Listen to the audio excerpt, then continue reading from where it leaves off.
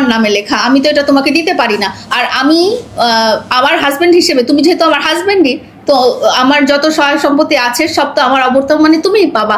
আর একটা জিনিস কি, যে আমি যখন থেকে মামুনের সাথে পরিচিত 2021 সাল থেকে, আমি কিন্তু মামুনকেই শুধু না, মামুনের 4 জন বন্ধু এবং মামুনের 7 জনের পরিবারকে আমি দেখে আসছি। আপনারা আমি আমি মানে ওরা আমার প্রতি এতটাই অকৃতজ্ঞ এবং এতটাই কি বলবো আনগ্রেটফুল একটা ফ্যামিলি বলতে পারি, যে ওদেরকে আমি প্রতিদিন চাল ডালের মাধ্যমে, চাল ডাল একটা অনলাইন প্ল্যাটফর্ম, যেটা চাল ডালের মাধ্যমে প্রতিদিন আমি ওদের একটা খাওয়ার টাকা ছিল না, আমি সেটা পাঠিয়েছি, ওদের চলাচলের জন্য টাকা পাঠিয়েছি, ওদের বাড়ি ভাড়া পাঠিয়েছি। কিন্তু এখন ওরা এমন ভাবে আমার সাথে পাল্টে নিচ্ছে যে মনে হচ্ছে যে, মানে লোকজন বলে না যে তুমি যদি কিছু করো তাহলে বলো না, আমি এই কথাগুলো কখনোই বলিনি, কিন্তু ওরা এমন একটা পরিস্থিতি ক্রিয়েট করে রেখেছে, মনে হচ্ছে যে আমি এমন, মনে হচ্ছে ওদের কাছ থেকে অনেক কিছু নিয়েছি, অথচ ওরা পরিবার সহ আমার বাসায় এসে থেকেছে, আমি তাদের বাসায় যে থাকিনি। কিন্তু এখন দোষটা এরকম যে সমস্ত দোষী আমি, তারা নির্দোষ, তারা কিছুই জানে না এইসব। 4 বছর থেকে শুধু মামুনই না,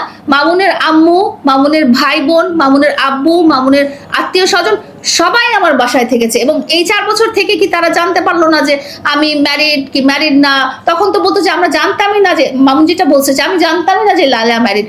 একটা ইন্টারভিউতে বলে আমি জানতামই না লায়লা ম্যারিড, একটা ইন্টারভিউতে এসে বলে যে লায়লা বিবাহিত, লায়লা 2 জন স্বামী একসাথে আসা যাওয়া করতেছে। মানে কথাবার্তার কি লিমিট থাকবে না মানুষের?